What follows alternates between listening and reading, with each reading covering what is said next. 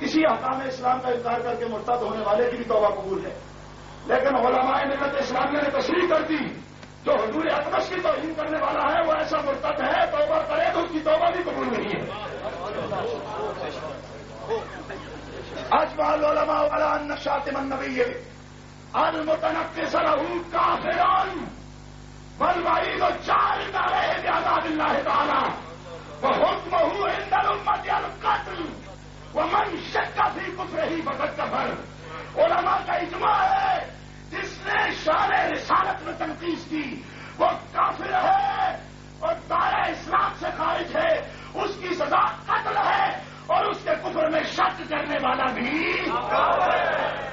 اور سے بولو اس کے کفر میں شک کرنے والا بھی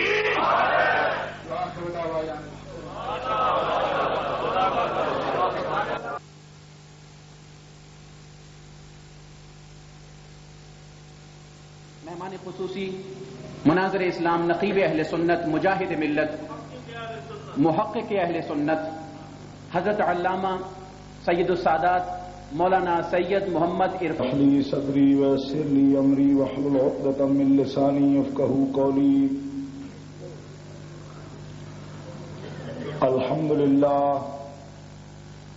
الحمد لله الذي لا مانع لحكمه ولا ناقض لقضائه، والصلاة والسلام على سيد أنبيائه وسند أوليائه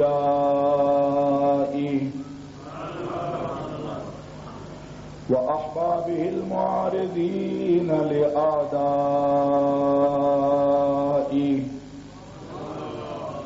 أما بعد فأعوذ بالله من الشيطان الرجيم، بسم الله الرحمن الرحيم۔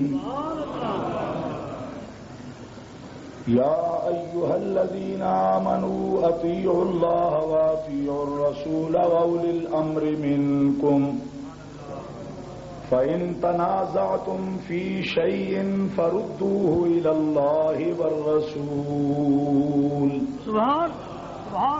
إن كنتم تؤمنون بالله واليوم الآخر، ذلك خير وأحسن تأويلا۔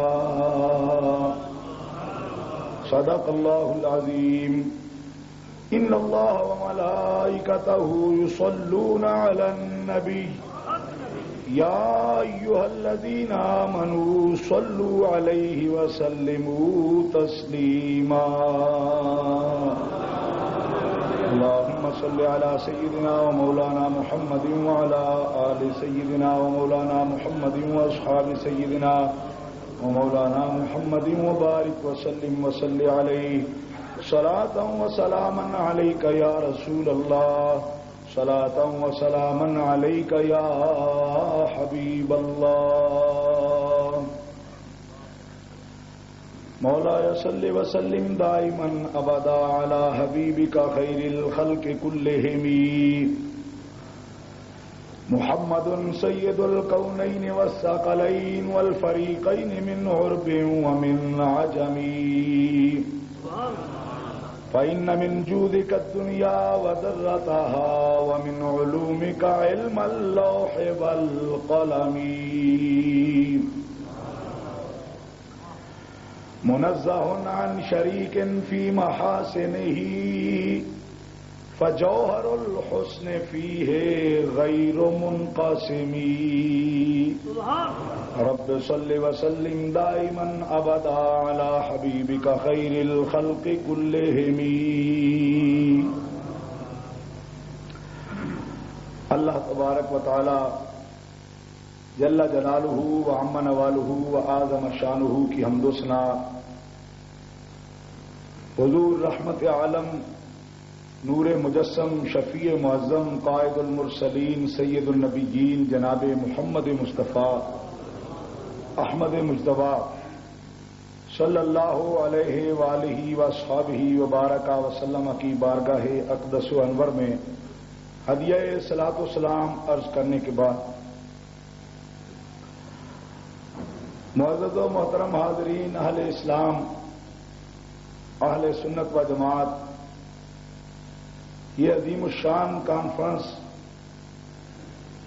انٹرنیشنل سنی کانفرنس کے عنوان سے جماعت اہل سنت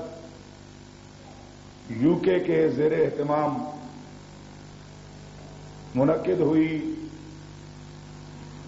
اور آپ حضرات نے ابتدا سے لے کر اب تک تمام پروگرام علماء اہل سنت، مشائخ اہل سنت اور عمائدین ملت ان کے خطبات سماعت فرمائے ہیں۔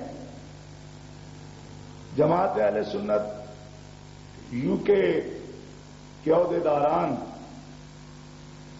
حضرت علامہ قبلہ مفتی محمد اکبر صاحب زیرک دامت برکاتہم العالیہ اور ناظم اعلیٰ حضرت علامہ صاحبزادہ مصباح المالک صاحب ہزاروی اور خطیب اہل سنت مولانا علامہ غلام رسول صاحب چک سواری، ان حضرات نے مجھے مدعو کیا، میں حاضر ہوا ہوں اور آخر میں مجھے تقریر کے لیے وقت دیا گیا ہے۔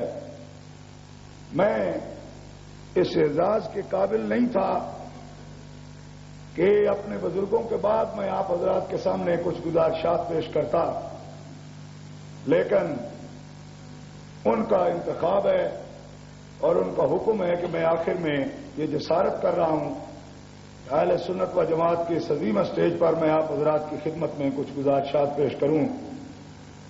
اللہ تعالیٰ اس جماعت کو اور ترقی عطا فرمائے اور اہل سنت و جماعت کو اتحاد و اتفاق کے ساتھ اس جماعت کے ساتھ تعاون کرنے کی توفیق عطا فرمائے۔ اہل سنت کے ساتھ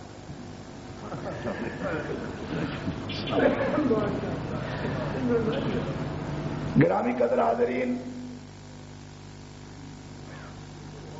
سب سے پہلے میں آپ کے سامنے یہ مسئلہ عرض کرنا چاہتا ہوں کہ آپ اہل سنت و جماعت ہیں اور ہر سنی کو یہ بات ہر وقت اپنے ذہن میں اور اپنے دل میں رکھنی چاہیے کہ اللہ رب العزت کے ہاں جس جماعت کو اور اس کے عقیدے کو قبولیت کا شرف حاصل ہے وہ جماعت اہل سنت ہے۔ جس شخص کو دل کے کسی گوشے میں کسی کونے میں معمولی سا بھی یہ خیال پیدا ہو جائے کہ ہم تو حق پر ہیں، شاید اور بھی حق پر ہوں، وہ شخص اہل سنت سے خارج ہے۔ اہل سنت و جماعت کا فرد وہی ہے جس کو یہ یقین کامل ہر وقت حاصل ہو کہ نجات والی جماعت اور اللہ کے ہاں قبولیت والی جماعت صرف اور صرف اہل سنت و جماعت ہے۔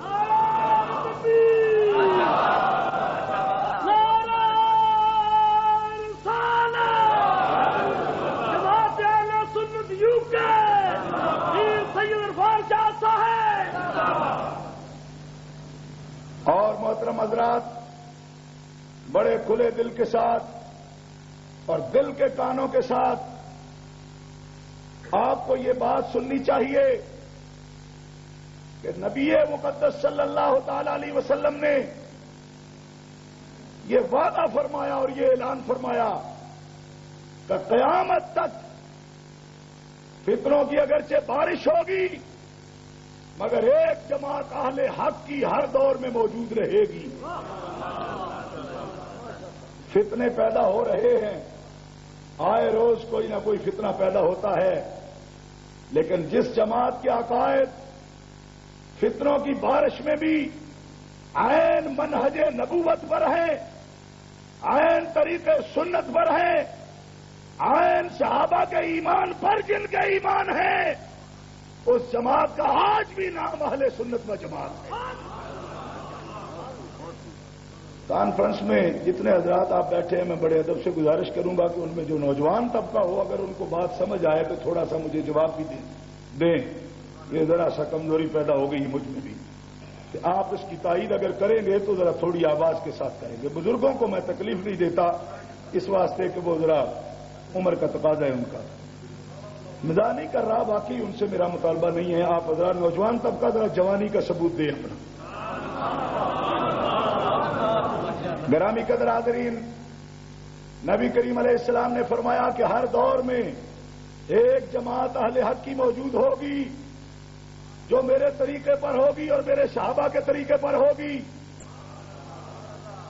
اور یہ کسی مولوی کا مشورہ نہیں، یہ کسی عام عالم کی بات نہیں، کسی ایک فرقے کی آواز نہیں اور کسی ایک گروہ کا مسئلہ نہیں، کہ پوری کائنات میں فکر تو موجود ہے، نظریہ تو موجود ہے، مجسم ہدایت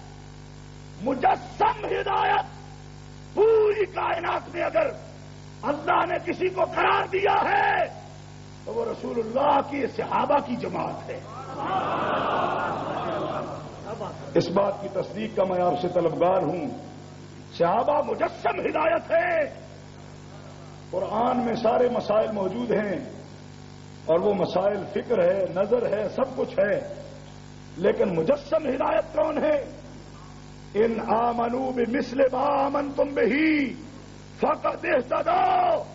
او کافرو، اگر تم ایمان لانا چاہتے ہو تو اس طرح کا ایمان لاؤ جیسا ایمان ابو بکر صدیق کا ہے.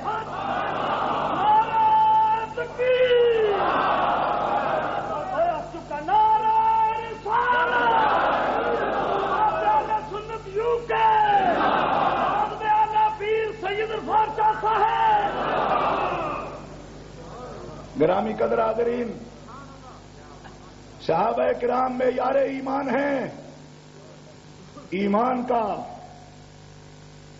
ایمان کے لیے مثال ہیں، نمونہ ہیں، آئیڈیل ہیں، وہ ایمان کا ماڈل ہیں. صحابہ کرام وہ ہیں جن کو اللہ تبارک و تعالیٰ نے ایمان مجسم قرار دیا اور ہدایت کے لیے ان کی پیروی کا حکم فرمایا.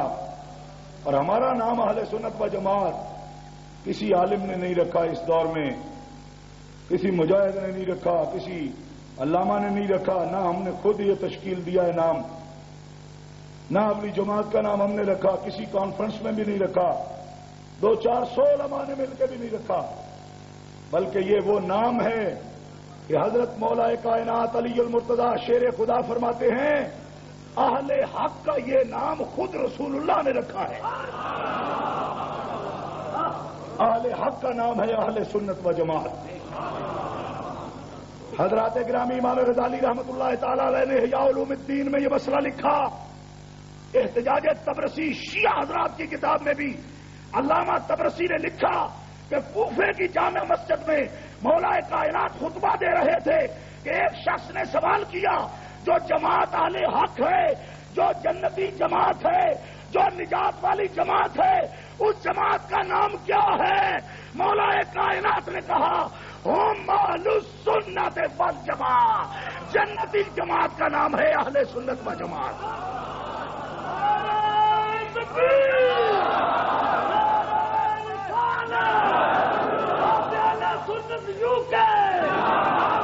پیر سید عرفان شاہ صاحب.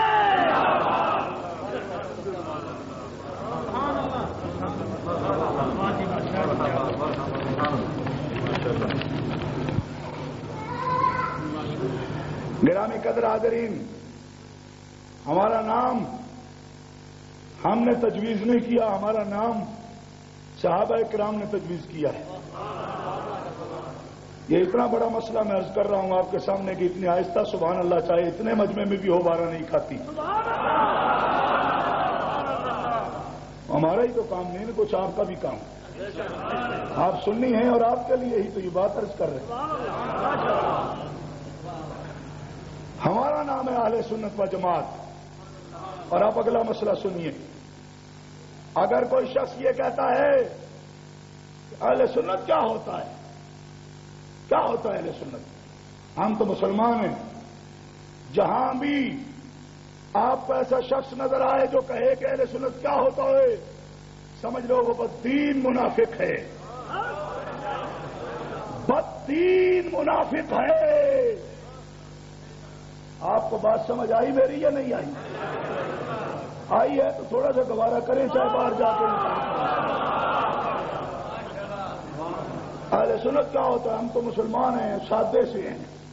اصلی خبیث ہے جو یہ لفظ بولے. ہم تو سادے سے ہیں. جو سادہ ہوگا ضرور اس کے اندر پڑیاں ہوں گی. اپنے آپ کو سادہ کہتا ہے، اندر ضرور پڑیاں ہوں گی اس کی. ہاں کیوں؟ اس لیے کہ آپ سے اگر کوئی پوچھے آپ کون ہیں تو کبھی آپ نے کہا ہے ہم انسان ہیں؟ نہیں سمجھ آئی. حالانکہ آپ ہیں.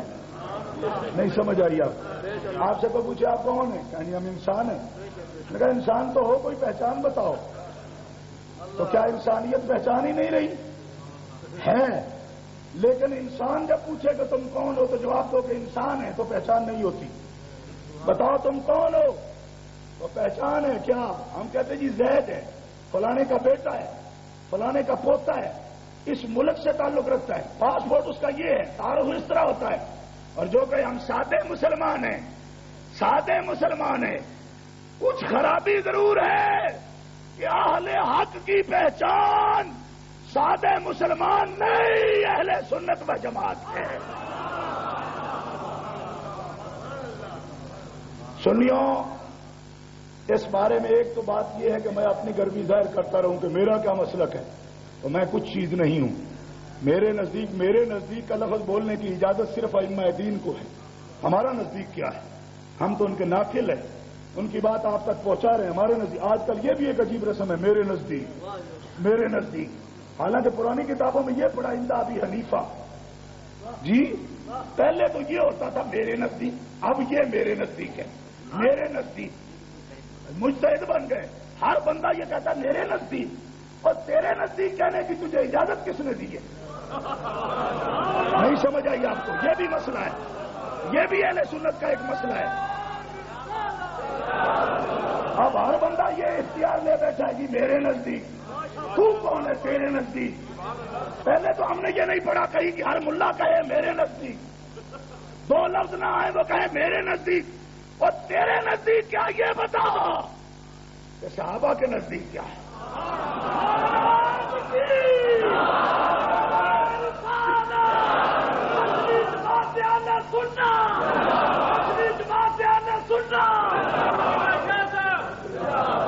ایک ایک حوالہ اٹھا کے پھرتے ہیں. یہ دیکھا ہے جی میں نے ابن کثیر میں دیکھا ہے، کوئی کہتا ہے میں نے ابن اسیر میں دیکھا ہے، کوئی کہتا ہے میں نے طبری میں دیکھا ہے، کوئی کہتا ہے میں نے عاصم کوفی میں دیکھا ہے. بھائی ہمارا کوئی ابا نہیں، ہم ایسا ریوڑ ہیں جس کا کوئی سائی نہیں. نہیں سمجھ آئی آپ کو؟ کیا اب ایک ایک کتاب کا حوالہ ہمارا دین بن جائے گا؟ اور ہمارے تو مسلمات ہیں، عقائد میں طے شدہ باتیں ہیں. ہم آوارہ بھیڑے نہیں. حضور سے لے کر آج تک ہمارے سائیں ہمارے سر پہ موجود ہیں. تم ہمیں ایک ایک حوالہ بتاتے پھرتے ہو، فلاں کتاب میں لکھا ہے، فلاں میں لکھا ہے. لے جاؤ کتاب اپنے گھر. ہمیں اپنے بادشاہیوں سے پوچھنے دو، ہمیں اپنے مالکوں کے پوچھنے دو، ہمیں صحابہ سے پوچھنے دو، نبی کے غلاموں سے پوچھنے دو. صحابہ ڈنکے کی چوٹ کہتے ہیں. جنتی جماعت کا ایک ہی نام ہے اور وہ نام ہے اہل سنت و جماعت.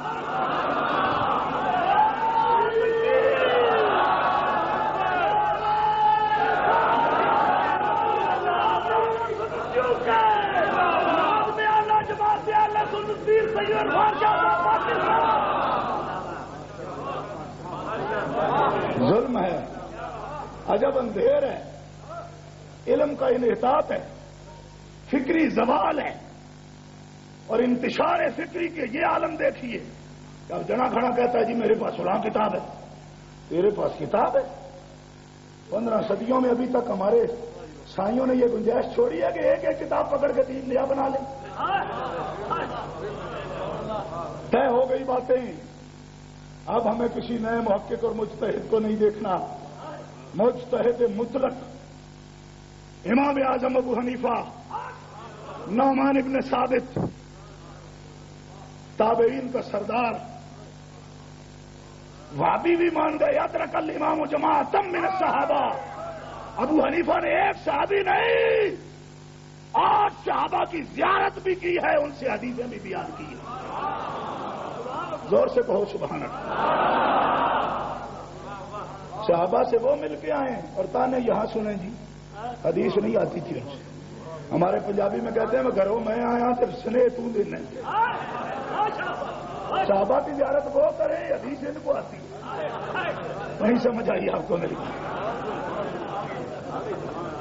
امام بخاری رحمۃ اللہ علیہ کے پاس بخاری شریف امیر المومنین فی الحدیث سیدنا امام ابو عبداللہ محمد بن اسماعیل بخاری 23 روایات ہیں ان کے پاس، ثلاثیات، 3 واسطوں سے حدیث بیان کرتے ہیں حضور علیہ السلام سے، اور اس پر امام بخاری رحمۃ اللہ علیہ کو فخر ہے کہ میرے پاس 23 روایات ثلاثیات ہیں، 3 واسطوں سے میں حضور تک حدیث کی روایت کرتا ہوں۔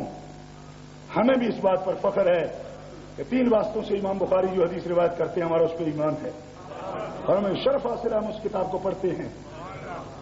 لیکن یاد رکھو، کس امام پر یہ تان ہے کہ وہ علم حدیث نہیں جانتا تھا؟ اس امام پر تان ہے کہ جس کے پاس صرف ایک واسطے کی 80 حدیثیں موجود ہیں۔ امام کہتا ہے میں نے انس سے سنا، اور انس نے گنبد خضرا کے مکین جناب محمد رسول اللہ سے سنا۔ ان میں شک ہو رہا ہے، ان کو تانے دیے جا رہے ہیں حدیث نہیں آتی تھی۔ کہہ دو نا سبحان اللہ، کیونکہ سبحان اللہ علماء تشریف فرمائیں، کبھی تعجب کے موقع پر بھی سبحان اللہ ہوتی ہے۔ پیار سے بولو سبحان اللہ۔ ان کو تانا دیا جو حدیث پوری نہیں جانتے تھے وہ۔ میں نے کہا اچھا، گرامی قدر حاضرین، ہمارا نام کسی بورڈ کا تشکیل کردہ نام نہیں، ہمارا نام صحابہ کا دیا ہوا نام ہے۔ ہمیں انہوں نے سنی کہا، اور اب میں چونکہ وقت بھی محدود ہے صرف نشاندہی کرتا چلوں، کئی مسائل ہیں۔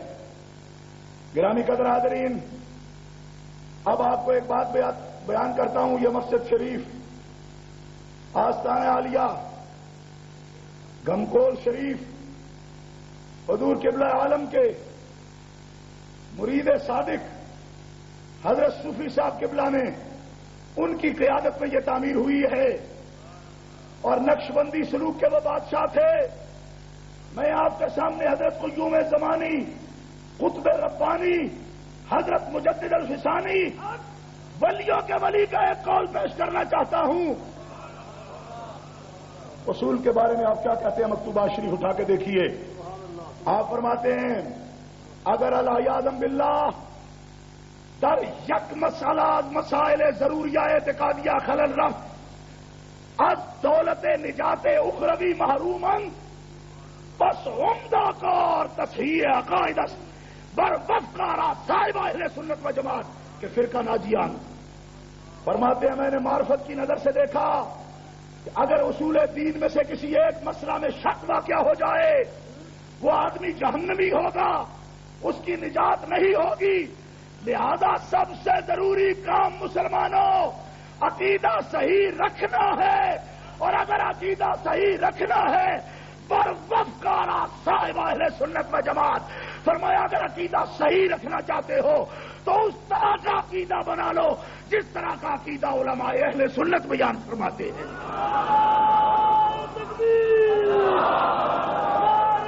آہستہ نہیں، زور سے بولو۔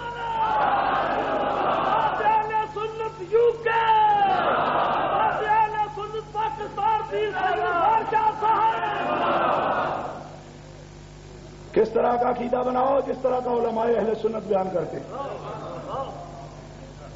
بات کی سمجھ آئی کہ کوئی نہیں؟ یہ کون فرما رہے ہیں؟ مجدد الفسانی۔ کون فرماتے ہیں؟ لہذا جھوٹے لوگوں کا طریقہ کیا ہوتا ہے؟ مجدد پاک حق کے ولی ہیں، وہ فرماتے علماء اہل سنت کی طرح عقیدہ بنا لو، اور جھوٹے لوگوں کا یہ طریقہ ہے کہ پہلے علماء سے یہ اعتماد اٹھاؤ۔ علماء کیا ہوتے ہیں؟ علماء کیا ہوتے ہیں؟ مولوی کیا ہوتے ہیں؟ مولوی کیا ہوتے ہیں؟ مولوی کیا ہوتے ہیں؟ کیا ہوتے ہیں؟ اب یہ سوال ہے، ملا کیا ہوتے ہیں؟ عالم کیا ہوتے ہیں؟ میں نے کہا عالم ہوتے ہیں، عالم ہوتا ہے. اور مجدد صاحب فرماتے ہیں کہ عالم تو تمہارے لیے معیار حق ہے، لیکن کون عالم ہو؟ جو سنی ہو. بولو نا سبحان اللہ. کون عالم ہو؟ ایک دفعہ زور سے بولو، مجدد صاحب کے جملے کو دوہراؤ. کون ہو؟ سنی. اور جو اپنی زبان سے کہے کہ ہم تو شیعہ ہیں. فرق یہ ہے کہ ہم ایسے شیعہ ہیں، تم ایسے شیعہ ہو. میں نے کہا حضرت علی المرتضیٰ سے پوچھا گیا جی کون ہے جنتی؟ تو آپ کے سامنے جو بیٹھے تھے ان میں تو کئی کہتے بھی تھے کہ ہم شیعہ ہیں. آپ لغوی معنی میں کہتے تھے، لغوی معنی میں کہتے تھے کہ ہم آپ تو شیعہ ہیں. ان کا منہ رکھنے کے لیے ہی حضرت علی کہہ دیتے وہ شیعہ بھی ہو سکتی ہیں. نہیں سمجھ آئی آپ؟ اگر اس مسئلے میں کوئی گنجائش ہوتی تو حضرت علی المرتضیٰ ان کا منہ رکھنے کو ہی کہہ دیتے. لیکن علی المرتضیٰ سمجھتے ہیں یہ منہ رکھنا علی کا منصب نہیں.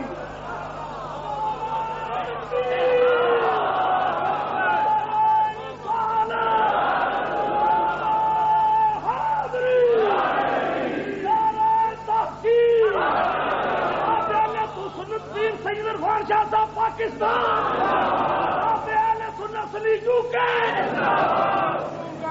اور وہ فصاحت و بلاغت کا بادشاہ.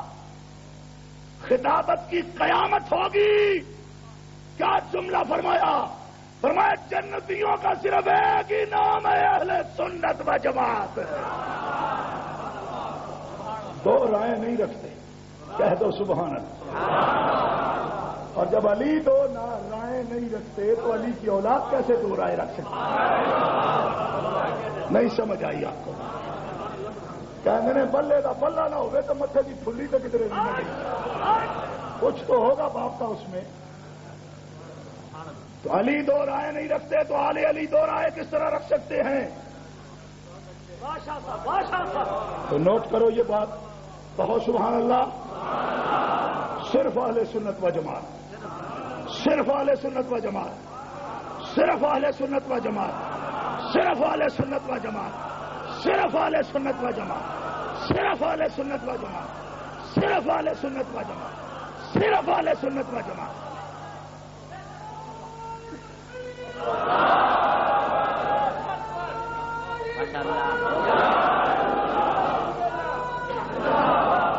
اور سنیو ایک بات سن لو، ہم نقشبندی بھی ہیں، ہم قادری بھی ہیں، ہم چشتی بھی ہیں، ہم سہروردی بھی ہیں، ہم حنفی بھی ہیں، ہم شافعی بھی ہیں، ہم میں مالکی بھی ہیں، ہم میں حنبلی بھی ہیں.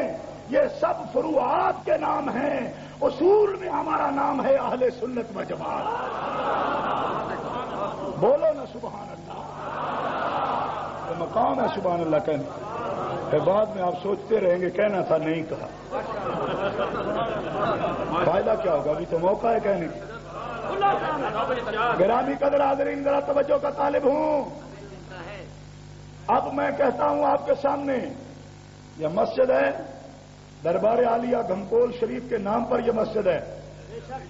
اور حضرت مفتی اہل سنت مرید حضرت زندہ پیر کے رحمت اللہ تعالی علیہ کے حضرت صوفی صاحب ان کے مرید اور خلیفہ ہیں. انہوں نے اس جامع مسجد میں سنی کانفرنس کا اہتمام کر کے کیا بتایا کہ ان ناموں کو مستقل مسلک نہیں سمجھنا، ہم سب نہریں ہیں اسی دریا کی. ہم اہل سنت و جماعت ہیں. اور سنو، صوفیاء کو ماننے والوں، بزرگوں کو ماننے والوں، آپ کے نام صرف ایک پیغام. اور یہ کس کا پیغام ہے؟ مولانا عبد الرحمان جامی کے پیر، حضرت خواجہ مکندی کے شیخ حضرت خواجہ عبید اللہ حرار رحمت اللہ تعالی علیہ. خواجہ عبید اللہ حرار ابھی بڑی ایک مشکل ہے ہمارے لیے کہ اگر میں بتاؤں آپ کو وہ کون ہے بڑا وقت لگے گا. لیکن مختصر یہ کہتا ہوں کہ مولانا جامی جو ہے نا، یہ ان کے مرید ہونے گئے تھے تو ان کے گھوڑے جو ہیں سونے کے کلوں سے بندھے ہوئے تھے. تو مولانا جامی نے کہا نہ مرد آکش کے دنیا دوست دارت، یہ کوئی اللہ کا بندہ ہوتا ہے جس کے پاس اتنا مال ہو؟ یہ کہہ کے واپس آ گئے. رات رستے میں ایک مسجد تھی، سو گئے اور خواب میں دیکھا کہ حشر میں لوگ مولانا جامی سے تقاضا کرتے ہیں کہ عبدالرحمان اتنے پیسے تم نے میرے دینے ہیں، اس کے بدلے میں نیکیاں دو مجھے. دے دے کے ساری نیکیاں ختم ہو گئی، ابھی قرض خواہ پھر بھی مانگتے تھے. کہا دوست کہا آپ تو کچھ بھی نہیں.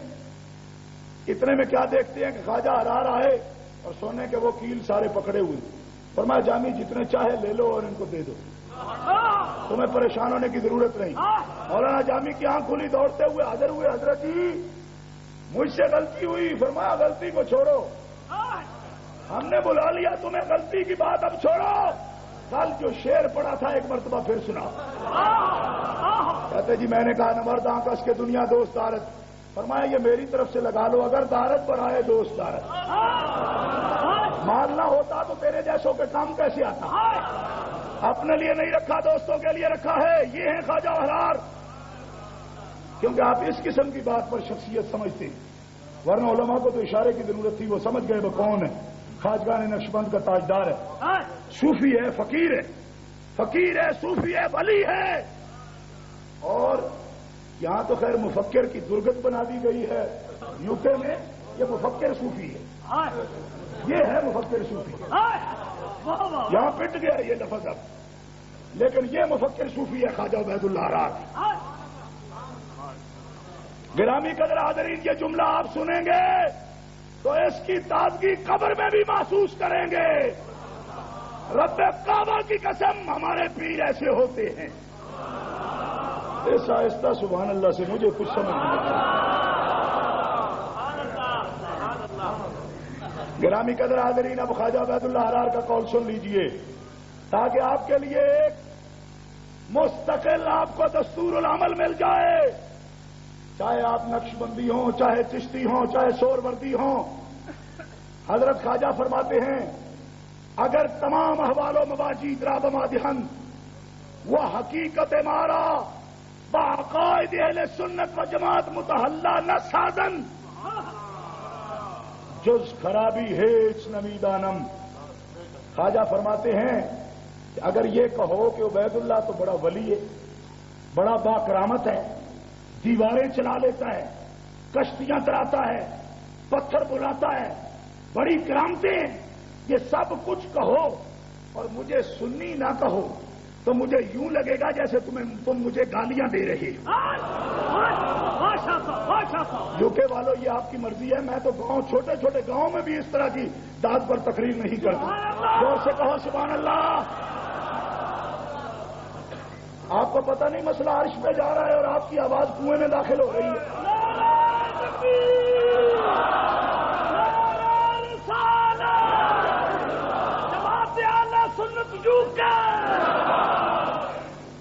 آپ یہ نیا فیشن بن گیا. فقیر کے لباس میں اگر ایسا آدمی آ جائے جو یہ کہے ہم عقیدہ ہی نہیں رکھتے، ہمارا کوئی عقیدہ ہی نہیں، ہمارا کوئی مذہب ہی نہیں، فقیروں کا مذہب نہیں ہوتا. اور میں کہا بیوقوف آدمی، مذہب دنیا میں رہا ہے تو فقیروں سے رہا ہے. تجھے کس نے بتایا کہ فقیر کا مذہب نہیں ہوتا؟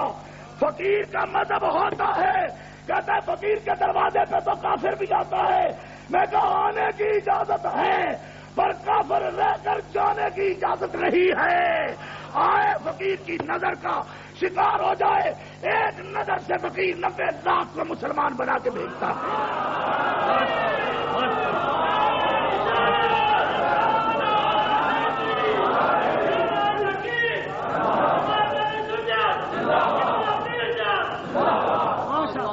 کہتے ہیں جی فقیر کا مذہب نہیں ہوتا. میں آخیا کلگیر کا مذہب نہیں ہوتا، فقیر کا تو مذہب ہوتا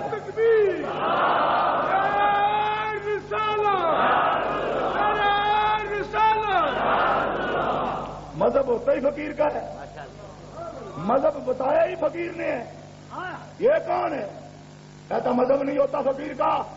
حضرت خواجہ عبید اللہ حرار فرماتے ہیں مجھے ولی نہ کہو، مجھے کتب نہ کہو، مجھے غوث نہ کہو، میری کرامتیں نہ بیان کیا کرو، بلکہ یہ کہا کرو کہ عبید اللہ بڑا پکا سنی ہے. کہو نا سبحان اللہ. اگر تمام خرابی ہارا برما جمع کنش، مجھے بدماش کہو، مجھے برا کہو، مجھے لچا کہو، مجھے لفنگا کہو، وہ حقیقت مارا باقاعد اہل سنت و جماعت مطلع سازنگ ہے اس واقعی ندارین. مجھے برا کہہ لو، لیکن اگر تم نے مجھے سنی کہا تو مجھے کوئی تکلیف نہیں ہے. اس لیے کہ رتبے تو بعد کی بات ہے، نجات کی بات اہل سنت و جماعت ہونا ہے. سبحان اللہ سبحان اللہ. میرا عبید اللہ ارار جس بات پہ فخر کرے، آج کوئی بدماش کہے کھڑا ہو کر کہ سنی ہونا کیا بات ہے، سنی ہونا کیا بات ہے، سنی ہونا ہی بات ہے، سنی ہونا ہی بات ہے. جو سنی نہیں کہلاتا اس کا اسلام سے بھی کوئی تعلق نہیں ہے. نعرہ تکبیر، نعرہ رسالت. سنت UK، جماعت اہل سنت پاکستان، پیر سید عرفان شاہ صاحب یاد والا پجان. سنیوں سن لو. کہتے ہیں جی اس سے کیا فرق پڑتا ہے؟ میں نے کہا فرق یہ پڑتا ہے کہ تم مسلم کہتے ہو، تم اگر مسلم کہتے ہو اپنے آپ کو تو مابہل اشتراک اگر تم مسلم ہونا رکھتے ہو، اگر قادیانی بھی مسلم اپنے آپ کو کہلاتا ہے، قادیانی بھی مسلم کہلاتا ہے، تمہاری پہچان کیا ہوگی؟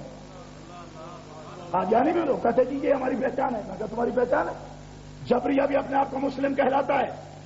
اٹھاؤ شرح عقائد، جبریہ بھی مسلم کہلاتا ہے، قدریہ بھی مسلم کہلاتا ہے، تشبیہیہ بھی مسلم کہلاتا ہے، تعطیلیہ بھی مسلم کہلاتا ہے، معتزلہ بھی مسلم کہلاتا ہے، قادیانی بھی مسلم کہلاتا ہے. ارے یہ سب مسلم کہلاتے ہیں. اگر مسلم تیرا مابہل اشتراک ہے تو مابہل امتیاز بتا کیا ہے؟ مابہل امتیاز شیعہ بھی مسلم کہلائے، وہابی بھی مسلم کہلائے، تبلیغی بھی مسلم کہلائے، چکرالوی بھی مسلم کہلائے، اہل قرآن بھی مسلم کہلائے، قادیانی بھی مسلم کہلائے. تو بتانا پڑے گا کہ جہنمی مسلم کون کہلاتا ہے اور جنتی مسلم کون ہے. تو جنتی مسلم کا وہی نام ہے جو علی نے بتایا کہ جنتی مسلم اہل سنت و جماعت کہلاتا ہے.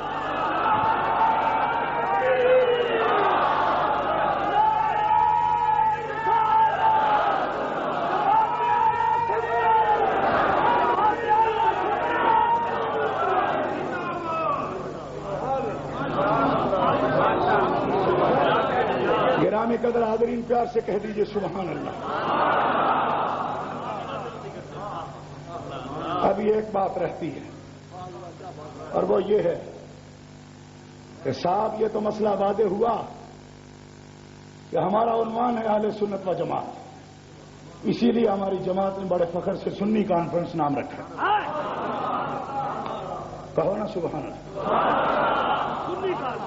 سنی کانفرنس نام ہے ہمارا.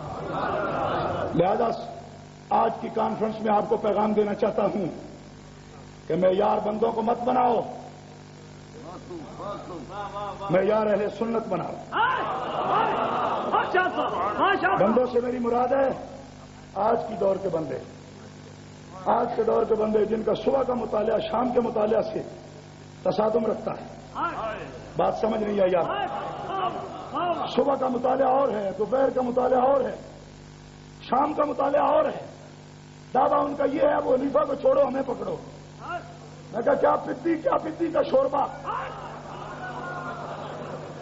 کیا بات ہے؟ تو دیکھ گرا نہیں ہے بن کر. اور دعویٰ تمہارا کیا ہے؟ ہم ہیں میرے نزدیک، تیرے نزدیک. یہ ایک ذہنیت، ایک فرد کی بات نہیں کرتا ہوں. یہ ذہنیت، یہ بیماری ہے، یہ وائرس ہے. کینسر سے زیادہ اہل سنت کی صفوں میں کینسر سے زیادہ مہلک، اہل سنت کی صفوں میں کینسر سے زیادہ مہلک. یہ بات بزرگوں پہ کیچڑ اچھالنا، ان کی نفی کر کے اپنا اس بات کرنا. اور تیری اوقات کیا ہے؟ کیا حیثیت ہے تیری؟ کیا حیثیت ہے تیری؟ تجھے کیا پتا کہ وہ کون ہیں؟ اٹھا. میں اور تو کھڑے ہو جائیں تو ہماری تعریف میں ہمارے سے بھی کم کوئی لوگ کھڑے ہو جائیں گے، وہ تعریف کریں گے ابو حنیفہ کون ہے؟ ابو حنیفہ وہ ہیں کشف المحجوب اٹھا کے دیکھو، جن کے لیے داتا گنج بخش رحمۃ اللہ علیہ فرماتے ہیں، کہو نا سبحان اللہ۔ آپ نے شاید کبھی تقریر اس طرح سنی نہیں، ہوا کیا آپ کو؟ آپ سبحان اللہ کا موقع بھی مجھے بتانا پڑتا ہے، دوری جاتی ہے میرے ساتھ۔ مسئلہ بھی بیان کروں، یہ بھی نشاندہی کروں کہ اب سبحان اللہ کا موقع ہے۔ سنیوں کا میں نوکر ہوں، لیکن یہ دوہری خدمت ابھی نہ لیں، اکاری لیں۔ تو سبحان اللہ کا موقع تو آپ ہی پہچانے نا۔ آپ گرامی قدر حاضرین، ذرا سا توجہ کا طالب ہوں۔ حضرت داتا صاحب رحمۃ اللہ علیہ فرماتے ہیں کشف المحجوب شریف میں کہ میں باب الصغیر قبرستان دمشق میں حضرت بلال رضی اللہ تعالیٰ عنہ کی قبر پہ مراقبہ کر رہا تھا۔ میں نے دیکھا کہ حضور اقدس و انور علیہ السلام باب بنی شیبہ سے حرم میں تشریف لا رہے ہیں، اور آپ کے ساتھ ایک بندہ ہے بڑی عمر کا، مگر حضور اس طرح پیار کرتے ہیں جیسے بچوں سے پیار کیا جاتا ہے۔ میں نے عرض کیا یا رسول اللہ، یہ کون خوش بخت ہے جس سے آپ اتنی محبت کرتے ہیں؟ فرمایا علی حجویری، تو نے ابھی تک نہیں پہچانا؟ اس جملے پہ غور کرنا، تو نے اسے ابھی تک نہیں پہچانا علی حجویری؟ ابھی تک تو نے نہیں پہچانا علی حجویری؟ یہ میری امت کا امام ابو حنیفہ ہے۔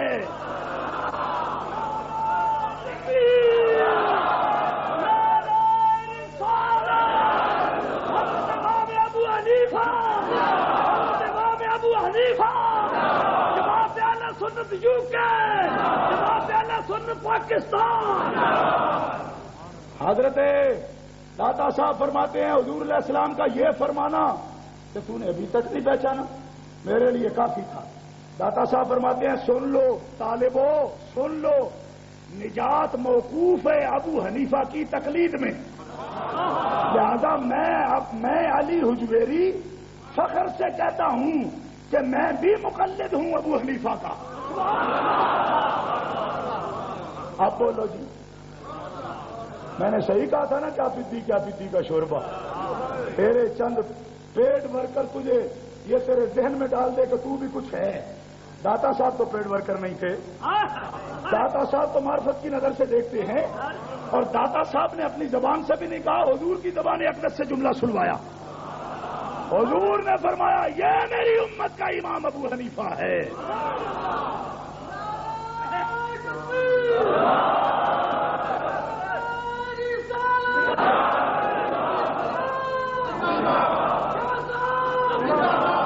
اور سنیوں، تقریر کے درمیان ربط پیدا کرنا یہ آپ کا کام ہے۔ ہمارے تو اصول رہ گئے، ہمارے تو فروع بھی طے شدہ ہیں۔ نہیں سمجھا؟ تیری یہاں بھی کوئی گنجائش نہیں، کیونکہ تو اصحاب تقریر سے ہے، تو مجتہدین سے ہے، تو مستنبطین سے ہے، تو اصحاب ترجیح سے ہے۔ کیا مقام ہے تیرا؟ نہیں سمجھ آئی؟ میں اس مقام کی بات کر رہا ہوں یہاں صاحب ہدایہ جیسے بھی دم نہیں مارتے۔ تو کون ہے تو؟ دو مسئلے نہیں آتے۔ ابو حنیفہ تو وہ ہے 9,35,000 جزیات قوانین کو مرتب اور مدون کر کے قیامت تک کے مسلمانوں کے سامنے پیش فرما دیا۔ اور تجھے یہ پتا نہیں کہ 2 سجدوں میں ایک سجدہ رہ جائے تو جبر مافاتاب کیسے ہوگا؟ کیسے ہوگا؟ ایک رکعت کے 2 سجدوں میں ایک رہ گیا۔ میں نے پوچھ کے دیکھا ایسے آدمی سے جو امام صاحب پہ کام کرتا تھا، میں قسم اٹھا کے کہتا ہوں کہ اس کو یہ پتا نہیں تھا کہ 2 سجدوں میں ایک رہ جائے تو کیا کرنا ہے۔ کہنے لگا ایسے بھی ہو سکتا ہے، ایسے بھی ہو سکتا ہے۔ میں نے کہا کچھ بھی نہیں ہو سکتا ہے، تیرے پلے دوانی نہیں، تیرے کو کی ہو سکتا ہے؟ پلے نہیں دیلا تو کر دی میلا۔ اوقات تیری کیا ہے؟ تجھے پتا نہیں کہ ایک رکعت کے 2 سجدوں میں ایک رہ جائے تو کیا کرنا ہے، اور تنقید تو کرتا ہے امام ابو حنیفہ پر۔ تو امام شافعی جن کے بعد میں کہتے ہیں کہ فقہا سارے تو ابو حنیفہ کے بچے ہیں، سارے فقہا تو عیال ہیں ابو حنیفہ کے۔